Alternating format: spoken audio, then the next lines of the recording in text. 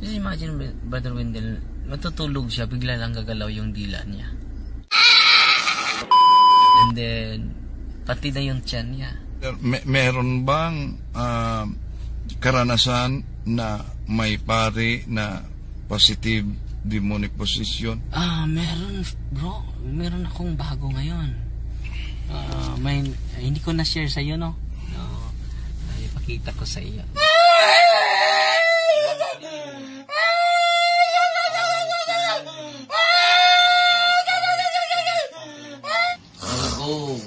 Immediately and directly to the cross of Jesus and nothing. Yan, pinanood namin ni Father Danilo Divaras, ang Chief Exorcist ng Diocese of Lawag, na sa kasalukuyan nasa opisina ngayon. Totoo ito na pangyayari, mga kapatid. Ngunit marami ang di na naniniwala na nasa spiritual na digmaan tayo. Maniniwala man kayo at hindi, di kayo makakatakas. We are in the field of spiritual war. At we have immortal enemies who want to destroy us, not just in this life and in the next. Tabayanan ninyo, ito ang tatalakayin natin. Ordinary and extraordinary demonic attack sa digmaang espiritual sa buhay Kristiyano. Samahan ninyo ko. Kasi kanalingan, pag palaging inulit-ulit ay magmukha talagang katotohanan para sa ating mga kapatid na kulang ang kaalaman.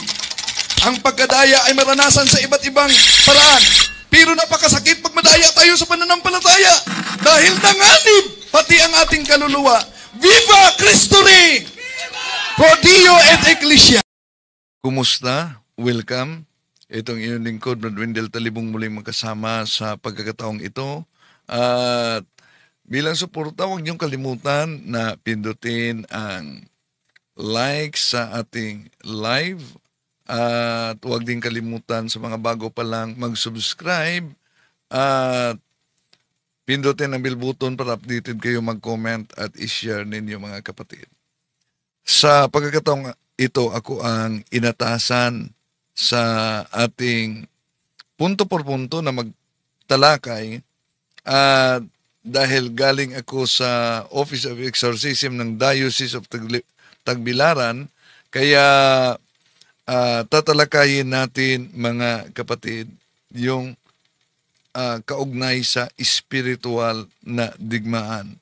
Yung tinatawag na extraordinary demonic attack. Ordinary and extraordinary demonic attack. At sandali muna, papasok muna ako sa punto por punto dahil ako ang naka-schedule kasi ngayon, no? Na magtalakay, mga kapatid. Okay? Mga 4:30, medyo wala ka nang kakainin, wala ka nang iinumin hanggat kaya mo. Unless mayroon siyang exemption dyan. Sige po, tuloy po. From any food and drink except for only water and medicine. Yun. So kung medicine, kanina nagtanong siya about yung pong salt kasi bawal kumain ng Yun nga sabi ko kanina, unless kung kailangan mo ng medicine para sa iyo yung Holy Exorcise Salt is medicine, walang kasalanan doon. Para may dokumento lang tayo. Baka ayaw naman nating marami pa namang kaparian ngayon at nagsusubaybay sa atin. So, may dokumento po tayo, binabasa lang natin. Hindi po natin sariling utos yan. Ang mga dokumento niyan available po sa internet yan. So, yun po, kapatid, Code of Canon 919, lahat na nakikinig na hindi pa alam to, abstain or from food and drink or fasting 1 hour before Holy Communion. Kung medyo habaan mo pa yon, pwede rin yun. Mas maganda. Yun po, Brother Jando, Brother Romel. Salamat, Bro Romel. Okay, thank you sa iyo, Brother Angel. And then ito naman tayo ngayon sa next na tanong naman. Ito ay kay Brother Romel Palma ito. Edgar Falcolan, good evening, Bro JD. May tanong po ako. Kapag nag-offer po ba ng prayer ang pari sa mga birthday celebrants during the Mass at itinaas ni Padre ang kamay niya sa mga birthday celebrants, ay need po ba na magtaas din ng kamay ang mga churchgoers na nakaturo sa birthday celebrants para sa pag-offer ng prayer? Brother Romel. Alright, bago pa natin sagutin yan, acknowledge po natin, nandito na po si Brother Wendell Talibong, no, na magbibigay po ng topic. So, as far as I know, so it is not obligatory that we will raise our hand. But if we will also offer prayer for those who celebrate their birthday, it's okay.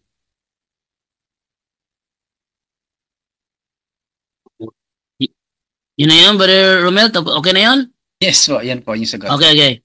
So, atin na ibigay naman ngayon sa ating matatopic ngayong gabi, si Brother Wendell Talibong from Uzami City sa kanyang greetings at sa kanyang topic. Brother Wendell Talibong, good evening. Good evening, Brajendo, at sa ating mga... Bro Wendell. Okay. Kumusta? Bro Wendell. Sandali. Bro Wendell. Okay. Ayun. Okay. Good evening sa lahat ating mga kapatid na sumusubaybay ngayon at sa mga kaparian na nagsubaybay ngayon. Si Father Lucas Enoch, no? Nagsusubaybay, spiritual director ng Archdiocese of Cebu, CFD. At di lang yan, si Father Alfred Biernes, spiritual director din ng CFD, sumusubaybay sa atin palagi. Si Father Edgar Sondo, diyan sa Cebu, palagi din nagsubaybay. Of course, si Father Bin Arseno, diyan sa Diocese of Cubao, na sumusubaybay sa atin. Si dami pa, no? Isa-isahin natin.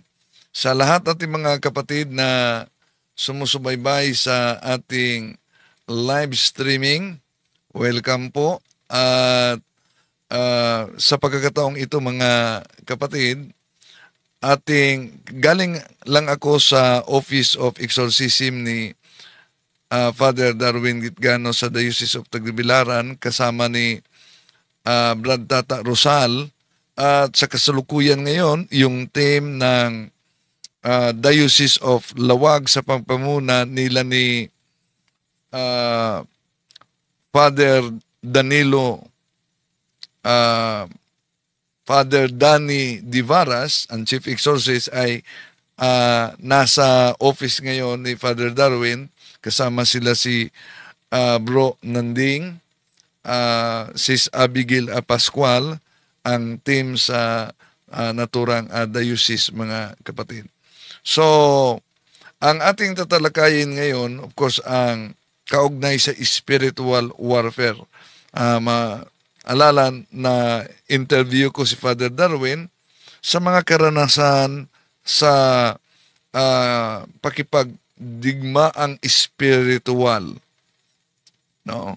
Na may iba't ibang mga manifestation.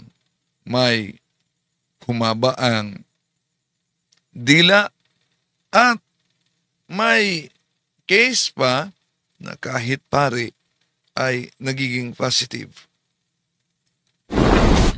Just imagine, Brother Wendell, matutulog siya, bigla lang gagalaw yung dila niya. And then, pati na yung tiyan niya. Meron bang karanasan na may pare na positive demonic possession? Meron, bro. Meron akong bago ngayon. Hindi ko na-share sa iyo, no? Ipakita ko sa iyo.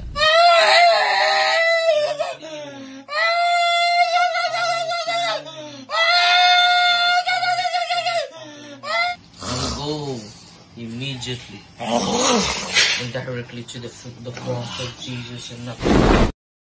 Iyon ang isa sa mga bagong akaso ni Father Darwin Gitgano. Ito ang kabuuang bahagi sa interview namin ni Father Darwin. meron tayong bago din ngayon na bigla lang kapatid ng isang pari, uncle ng isang pari, no? Bago ito, Brother Wendell, pero malaki na yung improvement sa kanya. Just imagine, Brother Wendell, matutulog siya, bigla lang gagalaw yung dila niya ng kusa, no? And then pati na yung tiyan niya, parang wave, no? Parang alon, no? Sa pagpunta niya dito sa office natin, dami palang demonyo nakapasok sa kanya. During exorcism, Brother Wendell, bibigla lang titigas yung dila niya at lalabas sa kanyang sa kanyang bibig. And then marami pala yung mga occult involvement niya sa kanyang mga ninuno. At during exorcism, Brother Wendell, nahulog talaga siya sa upuan dahil nakaupo siya in front of me. And then nung na-interview sa kasamahan natin, meron talaga mga espiritu at iba't iba yung mga karamdaman niya, Brother Wendell, at hindi niya ma-explain, pati yung doktor hindi ma-explain. And then seaman siya, Brother Wendell, at during exorcism, sabi ng mga demonyo, kami ang dahilan kung bakit na-disgrasya ka dun sa barko. At meron silang kapitbahay, Brother Wendell, na mangkukulam, no? At sabi ng demonyo, siya ang nagpasugo na sa amin, yung mga masamang espiritu, para madisgrasya ka dun sa barko. Yung tinanong namin after sa exorcism, nadisgrasya ka ba sa barko? Oo, Father, kaya nga hindi na ako nakabalik. So patuloy kami. Mga 3 beses pa ako nag-exercise sa kanya, Brother Wendell. So from time to time, binigyan natin siya ng rule of life, at bumuti naman yun ngayon ang karamdaman niya. Pero magre-react pa rin siya, Brother Wendell. Bibigla lang lalabas yung dila niya at gagalaw ng kusa during exorcism. Gagalaw pa rin yung dila niya, lalabas sa kanyang bibig. And then ngayon, sabi niya, may malaki na improvement, Father, makatulog na ako. Lahat ng mga karamdaman ko dati na ramdam ko, wala na po, no? So continue na, lagi siya nagsasamba. And then sacrament of confession din. And then nagsagawa din sila regular everyday, Brother Wendell, yung asawa niya ay nagsagawa ng prayer of deliverance, no? So malaki na yung improvement sa kanyang kalagayan ngayon, Brother Wendell. May pangyayari ba, Father, na during the solemn exorcism na may sumuka ng mga pako? Meron, Brother Wendell, meron. Laki ng pako, Brother Wendell, numero 5, no? Na-videohan natin yon, no? Pero bawal na natin ipakita dahil gusto ng obispo, hindi natin ipakita yung mga video.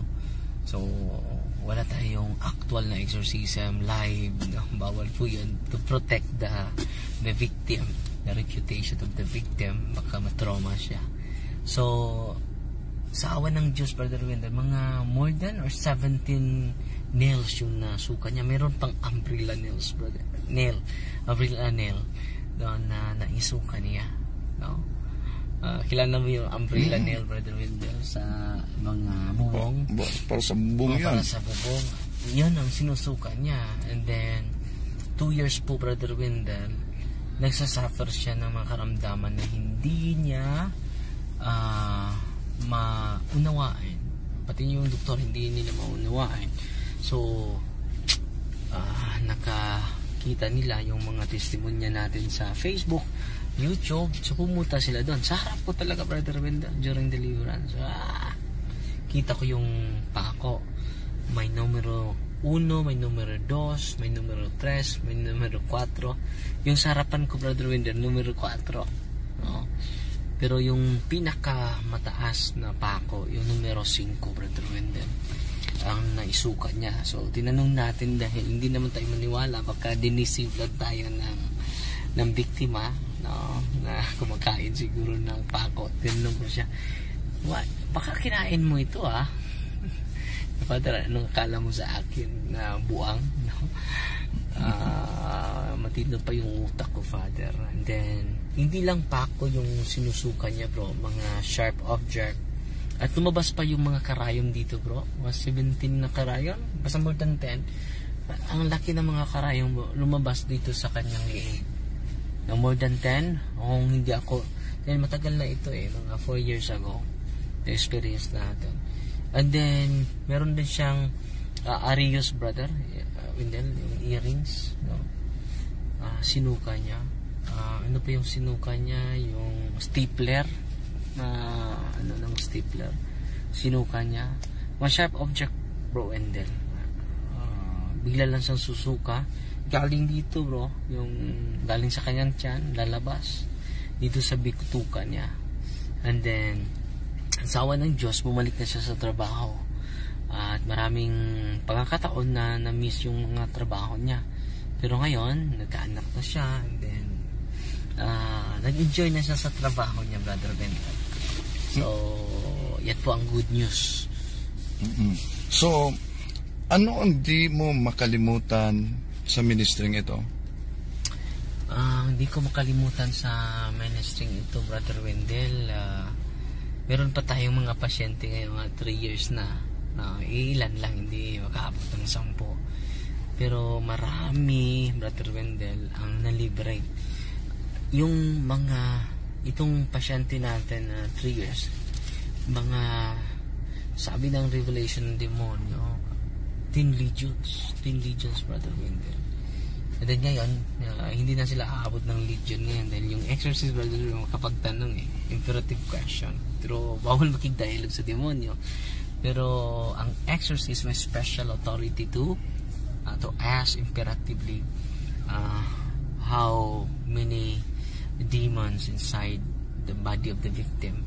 So, yan ang hindi ko makalimutan, Brother Wendell, na yung mga demonyo, Brother Wendell, magsasalita talaga sa kanilang identity, sa kanilang reason, sa entry points nila, bakit sila nakapasok, no?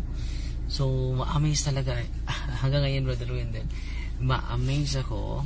Pero, isa sa mga, yung bago pa ako, Brother Wendell, hindi pa ako exorcist, yun talaga ang hindi ko makalimutan. Lumutang talaga, Brother Wendell. Lumutang talaga. Yung satanista na interview mo, Brother Wendell, hindi pa ba? Sabi mo, hindi yan kaya may deliverance, Father, dapat exorcist. Pero wala naman kaming active exorcist during that time. So, yung particular experience, Brother Wendell, na hindi ko makalimutan, yung paglutang niya. Hindi ko inaasahan yan, Brother Wendell. Nalumutang talaga yung biktima. Di ba, narinig ko na yan sa teleserye, narinig ko na yan sa mga movie, narinig ko na yan sa drama sa radyo. Pero iba talaga makakita ka ng aktual na lumutang. Ang sarap ko, ano bang nangyari ito? Totoo talaga, sa ministering ito, Brother Wendell, titibay talaga yung pananampalataya mo, titibay talaga yung devotion mo sa Panginoon at sa mga santo, sa mga anghel, no? At yan ang nagbigay sa akin ng inspirasyon, Brother Wendell. Ang mga biktima na nagsasuffer ng grabe. So, sabi ko sa Panginoon everyday, Lord, iaalay ko na yung buhay ko para sa mga taong hinaharas ng demonyo. Pinapili ako, kung sino pipiliin mo, Father, CFD or exorcism. Pupiliin ako, gusto kong manatiling exorcist. Dami ng CFD ngayon, di ba? Gusto ko manatili sa ministry of exorcism. Bakit? Dito makikita ko ang visible presence of the Lord in this ministry, Brother Wendell, no? Ang kapangyarihan sa Diyos ay damang-dama ko. Kaya nga punong-puno yung office natin, Brother Wendell, from Thursday, Sunday, Friday, Saturday, Sunday. Punong-puno, no? Kaya nga mag-expand tayo, and then salamat sa Diyos, meron na tayong bagong office, pero ongoing pa yung construction. Salamat tayo sa mga mag-donate, and then sa gustong mag-donate, ongoing pa, hindi pa yan matatapos dahil nalaki yung project natin. Pero ang inunan natin yung temporary. So So, hindi ko malimutan, Brother Wendell, yung satanista, membro ng satanista na may isang dating daan pa siya doon nung panahon na yun, Brother Wendell. Na-amaze siya sa kapangyarihan ng cross. So, yun, isa sa mga, marami naman ako hindi malimutan, Brother Wendell, pero yun ang puno ng kaba, yung misteryosong encounter, Brother Wendell. Just imagine, lumuta. Ano ang karanasan mo na di mo makalimutan na aktual talagang tumutulong ang Mahal na Birhen Maria? Maraming beses, Brother Wendell. Halos lahat ng exorcism ko, Brother Wendell. Tingin ko walang exorcism na hindi natutorture yung demonyo using the powerful intercession of Mama Mary, Brother Wendell. Hindi ko maalala na wala siya during exorcism, no? Isa sa mga sinabi ng mga demonyo, dahil lalo na kapag mabigat yung kaso, Brother Wendell, maka-assess na tayo na mabigat itong kasong ito. So I asked the powerful intercession of Mama Mary. Sabi ng mga demonyo, Darwin, tatawagin mo naman yan, babae yan, maawa ka naman sa amin, na-torture na nga kami sa exorcism mo, tatawagin mo pa yan yung babae yan. So very inspiring, Brother Wendell, na patuloy tayo mag-devotion sa Mahal na Birhen, dahil takot yung demonyo, at dahan-dahan po kung yung devotion natin ay mag-increase sa ating mahal na ina, mag-increase din ang pananampalataya natin. Hindi lang ang pananampalataya natin, mag-increase din yung protection natin, mag-increase din yung ating mga graces and blessing, and then we increase our peace of mind, and interior peace, a lot of peace na binibigay yung mundo, superficial peace na yung magbigay ng mundo, pero the Lord will give us an authentic peace, no? Ito yung gusto nating maabot at gusto nating maibahagi sa mga tao na nakikinig natin ngayon, no? The peace of the Lord, ang Panginoon na makapagbigay niyan, hindi yung kasikatan, hindi yung karangyaan, hindi yung makamundo, kundi galing talaga sa Kanya ang pagsunod at pag-proclaim sa kaharian ng Diyos na nandito na, kasama na natin. Yung na-ordain ka sa pagka-pari, Father, naisipan mo ba na ito mga pangyayaring ito na meron talagang malawak palang pangangailangan sa mga kapatid natin na di nakikita pero ang dami hinaharas? Totoo yan, Brother Wendell. Wanted exorcist talaga. Wanted not only exorcist but wanted deliverance ministers. Ilang center natin, Brother Wendell, tutulong po ito sa mga pari, bubuo ng isang grupo. Gusto ko na ibahagi yung aking karanasan na huwag matakot, di ba? Kung yung mga albularyo nga, hindi sila naordinahan ng pari, pero confident harap sa mga ganitong eksena. Lalo na gamitin natin yung kapangyarihan natin. Tayo lang ang maka-administer ng sacrament, hindi yung laigo. Tayo lang maka-bless ng mga sacramentals, hindi laigo, di ba? Malaking tulong. Pero patuloy lang, so papunta tayo dun, Brother Wendell. And then malaki talaga yung pangangailangan ng mga tao. Kaya nga, isa sa mga prueba natin na malaki yung pangangailangan ng mga tao, pero naligaw sila, no? Dumami na ngayong albularyo, di ba? Dumami na yung mga espiritista, dumami na. Dahil uhaw yung mga tao eh. Parang noong di pa nila nalaman, parang may vacuum na nangyari sa loob. At hinahanap nila sa labas. Hinahanap nila dun sa iba. Well, in fact, nasa loob lang. Sabi ni San Pablo, we cannot deny the greatness of the hidden treasure or faith nasubraan sa pagka-hidden, Brother Wendell. Hanggang pati pare hindi naalam. So, sabi ni Kristo din sa kanyang mga apostol, sinasabi ko na sa inyo, sa malinaw na malinaw, ang mga tagong kaalaman sa karian. No, tagong kaalaman. So, ito na po. No, ito na po. And then, wanted exorcist, wanted deliverance team sa bawat diocese para maka-accommodate tayo ng mga hinaharas ng demonyo, and then they will glorify more the power of the Lord, Brother Wendell. Kinakailangan, no? So, ginagamit natin itong social media, Brother Wendell, to empower. Empowerment is very essential. Empower nyo ako doon sa pagpunta sa Osamis. Ngayon, pay it forward, no? In-empower din natin yung mga binibisita natin ng mga lugar, pati na yung mga pari, because all priests are healers. No? All priests are healers because of the sacrament. May binibisita akong isang lola kahapon, Brother Wendell, at 1 year na pala siyang hindi nakala, 92 years old. And then masaya siyang nagkwento sa akin, Father, every Sunday po ako nakatanggap ng communion, then nakakumpisal na ako. Nakahiga na ako, Father, nahihirapan ako sa pagtayo, no? Pero ngayon, Father, nakalakad na ako. So, very inspiring, no? Kung ma-appreciate lang lahat ng mga kaparian, the power of Christ in the sacrament. Marami tayong matulungan, Brother Wendell.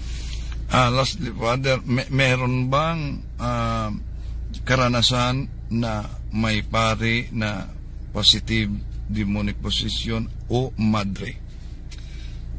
Meron, bro. Meron akong bago ngayon. Hindi ko na-share sa iyo, no? Ipakita ko sa iyo mamaya yung video. Akala ko, bro, dahil sabi niya sa akin, bago pa ito, last Holy Week pa ito nangyari, nag-recollection kami mga pari, at nag-chat siya sa akin, Father, hindi ko na naintindihan yung sarili ko. Pare ba yun? Pare. Kasama ko, pare. Sa Zayas na sinasabihan ko na din si Bishop, at na ano siya na ganun ba na parang naantig si Bishop dahil itong paring ito, sabi niya, Father, gusto na akong tumigil sa pagkapare, wala naman siyang issue, hindi lang niya maintindihan yung sarili niya, bro. Hindi lang niya maintindihan yung sarili niya. And then, ay, sorry. okay, Padre, namili ako ng mga t-shirt kasi kasama namin si Father Danny, mga kapatid, exorcist ng Diocese of Lawag. Okay. And then, yun, yung kasamaan kong pare, gusto na siyang hihinto. And then, nung sinabihan ko, maritso na tayo dong. Doon na tayo mag-iinom ng buko sa bayan.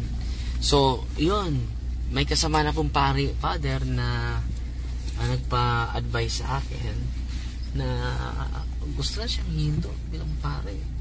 Sinabihan ko, Father, nag-joke na lang sa kanya, sama na lang ko sa'yo. Hindi ka mag-iisa din. Kami nga mag-umpisa ka, Father. And then mag-pray of deliverance ako sa'yo.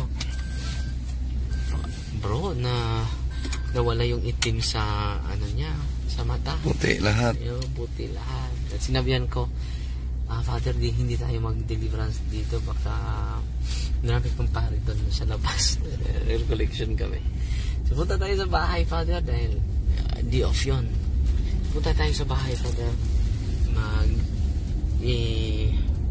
yung enslavement of the demonic obsession, no, sa isipan talaga. Yun ang pinipray ko sa kanya. Natumba, bro. Daming demonyo. Nawalan sa kanyang sarili. Ano, bro? Grave oppression, partially possession. Hindi naman total possession, pero hindi niya mapigilan yung sarili niya. Sumigaw. pero conscious siya, Padre. Conscious. Grave oppression. Partially possessed. Partially. Diba? Ko, Father, muntik na. And then, ngayon, bro, ini-exercise siya, pangalawang beses, nag-react pa rin, pero mild na yung reaction niya. Hindi gaya ng unang sa exorcism ko sa kanya. At then, patuloy pa ako sasama sa kanya dahil sabi niya, Father, may improvement yung ko yung mga karamdaman ko, may improvement. And then, pero meron pa rin konti na ma-feel ko na loneliness, anxiety. Huwag ka mag-alala, Father. Tulungan ka namin. May occult involvement ba sa mga ninono? Marami, Brother Wendell. So yan ang opening niya. And then patuloy pa, hindi nagsagawa pa tayo ng patuloy na pinagawa ko pa siya ng narrative, bro. Dahil after sa exorcism ko, pumunta siya sa ibang lugar, bumalik na sila ngayon, hindi na busy sa parokya dahil sa reshuffling. So ngayon tutulong siya sa ministry natin sa sunod na araw dahil lang sabbatical leave siya, 1 year. Patuloy pa, bro. Meron, bago yan, bago. Exorcist siya pare. Hindi siya exorcist. Pupunta lang siya sa office sa sunod na araw for confession. And then hindi inasahan na raming demonyo sa katawan niya. Parang Yan na muna, mga kapatid. So, yan, Message mo, Father. message natin, kahit pala pari pwede i-harass ng demonyo. Hindi naman siya possessed, partially lang na harassment ng demonyo. At alam niyo mga kapatid, hindi niyan madali siyang sensitive siya, very emotional, dali malungkot, dali maapektuhan, very emotional. Nung ina-exercise natin, ang dami ko lang mga espiritu nakapasok sa kanyang katawan. At yun, positive na siya ngayon, pero sinabihan ko patuloy pa tayo, hindi ba yan sumusukas siya pare. grabe, ang daming laway, stick is alive pa talaga, bro. No? May video tayo, pakita ko sa inyo mamaya. No? God bless.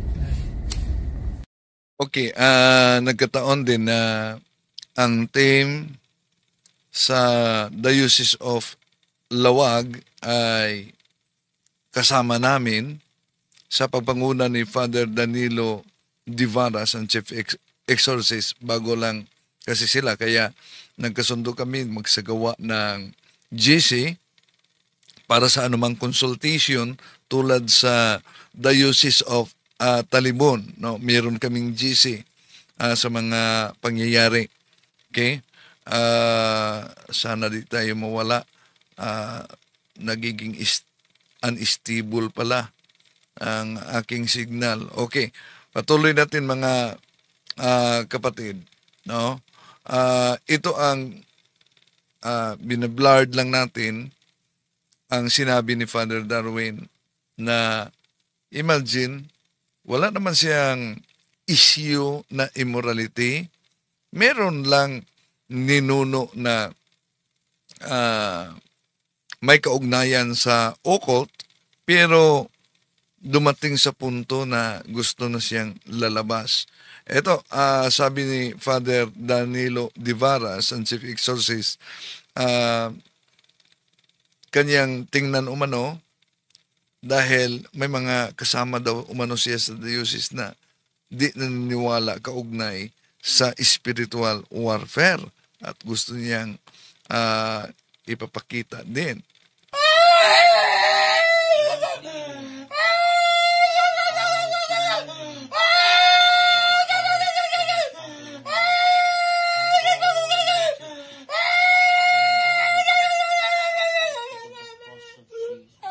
Yun, bahagi lang yan, no? Pero may mga nakakatakot pa na marinig ninyo kaugnay dyan. So, real talaga. At bakit ba sa ating panahon ngayon, dami nang di maniniwala. Pakinggan muna natin si Cardinal Tagle. Sa pagpasok ng modern world, pumasok na rin ang mga bagong pamamaraan ng pag-aaral sa Biblia. Yung mga tinatawag nga na historico-critical method. At ang isang naging bunga niyan, bagamat maraming advantages, na naidulot yung method na yan para makuha nating ang malalim na turo ng Biblia, ang isang naging bunga ay para bagang lahat, hindi naman lahat, pero maraming aspeto ng turo ng Biblia ay dinismiss na lang bilang, symbol lang yan symbol lang yan. Hindi naman yan ng tunay, symbol lang yan. At ang isang nagdusa ay yung the world of the Spirit. Sabi nila, wala namang world of the spirits symbolic lang yan. Yun. Bukod pa rito, lumaganap rin ang iba't ibang sangay ng siyensya. Kasama na riyan ang psikolohiya. Tuloy tila lahat ng bagay ay mayroon ng paliwanag. Pumasok na yung mga subconscious, unconscious. Kaya sinabi nila, yan, hindi yan tunay. Ano lang yan, produkto lang yan ng subconscious ni Isaiah, subconscious ni Juan, subconscious lang yan ni Jesus. Kaya parang humina yung paniniwala na merong world of the Spirit at in the world of the Spirit, merong patuloy na battle. Yan. Sa mundo ng mga espiritu, may patuloy na digmaan. At ayon kay Father Chad Rafferger, before 1963, the average time to liberate someone from full possession was 1 to 2 days. Average time. Maybe a week on the outside. After 1963, what used to take 1 to 2 days went to 8 months to 2 years to liberate the average person. Then, it's now on average 4 years to liberate somebody. There's 2 reasons for that. One is because the world is much more evil and the demons are a lot more powerful. The second component is that exorcisms work what they call ex opere operantis ecclesiae. What does that mean? It means how holy the people are in the Catholic Church determines how effective my prayers are when I walk into session. That tells us that there's a fundamental problem with the members of the church. They're not as holy as their counterparts were in the past. So imagine, apektado sa panalangin, bakit matagal sa ating panahon mapalayas ang demonyo? Dahil nagdepende pala yan kung gaano kabanal ang mga tao. At ayon kay Father Vincent Lampert, isang exorcist din. And there are 4 different types of things that the church looks for that would validate that perhaps this truly is something demonic.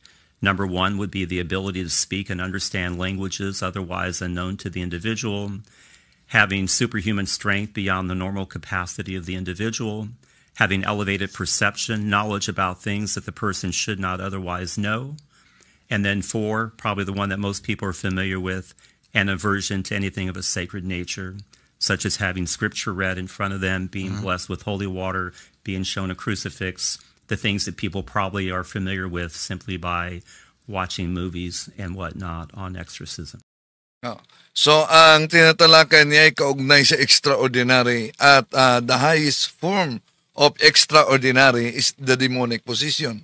Ang demonic possession ay may iba't ibang klase, iba't ibang ori. May tinatawag na occasional type of demonic possession. Kaya nga, dito napapasok yung tinatawag na diagnostic interview. May tinatawag na indwelling type of demonic possession.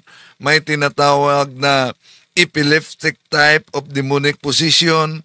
Merong tinatawag na dormant type of demonic possession. Meron tinatawag na somnambulistic type of demonic possession. So, iba't iba yan, no? Na kailangan ma-diagnose kung anong uri. Ito ba'y demonic possession o ito ba'y psychological case? No? Dahil kailangan din ang prudence. Bakit? Sa psychological case, pwedeng magtatago ang demonyo. Kaya, isa sa mga makatulong sa atin, yung tinatawag na mga sacramentals. Ito'y pangontra kung sa mga albularyo, meron silang mga anting-anting, meron silang lanat, tayo ding mga Katoliko, isang gift ng simbahan para sa atin ang sacramentals. Meron tayong tinatawag na 7 ritual sacraments na yun ang espesyal na pagpapadama ng Diyos ng kanyang presensya sa iba't ibang yugto ng buhay.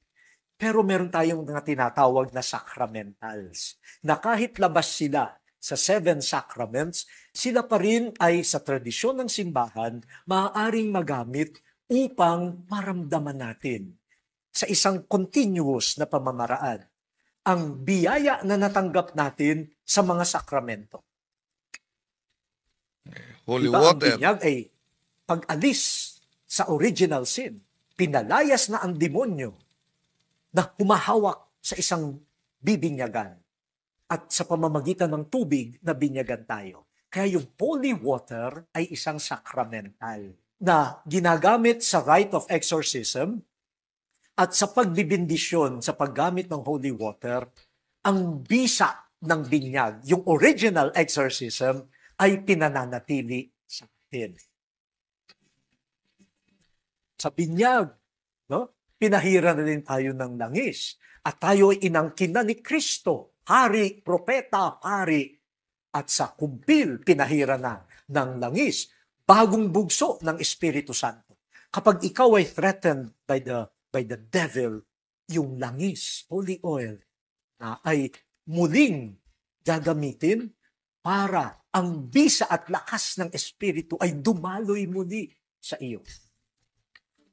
Yung lumang ritual ng binyag, nilalagyan ng asin ang labi ng bata. Bakit? Ang asin kasi ay preservative, no? And it seals the quality of food.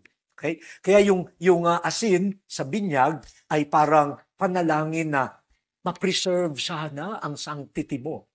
O ngayon, exorcism, yung asin, no? Yung exorcised salt ay naandyan to seal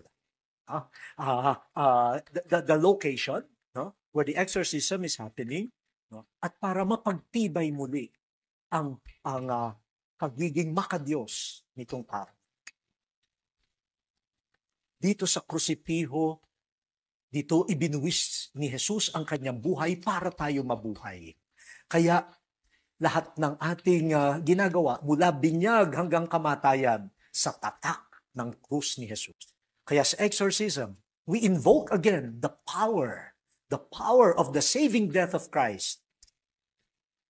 Ang relic, ito ay usually galing, lalo na yung mga first-class relics, ito yung mga galing sa, sabihin natin, ng mga banal na tao na nakibaka na rin sa demonyo at kasamaan.